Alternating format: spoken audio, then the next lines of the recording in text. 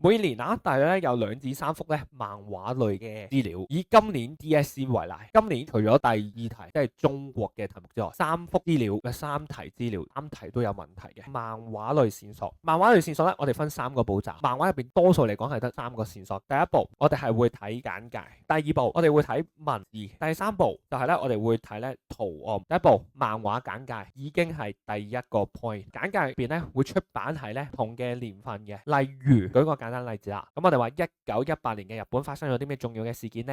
源敬上台啦。如果而家係講1918年嘅日本，咁你就會知道係關於咧源敬啦。第二樣嘢啦，國家嗱，國家咧就好明顯知道咧佢哋嘅立場。舉個簡單嘅例子啦，而家可能話出版喺 Cold War 嘅 US， 形容呢一個嘅 USSR 係會帶有咧醜化嘅意味嘅。咁人物等等啦，如此類推啦。漫畫嘅文字咧得2個作用嘅啫，第一係攞嚟問問題，第二個係必然係一個答案嚟。咁我哋再睇啦，漫畫嘅圖案，漫畫嘅圖案咧，我哋有2個做法嘅。第一個 symbolic meaning， 我哋要揾佢個象徵意義到底係點啊。第二個形狀啊，或者佢嘅size。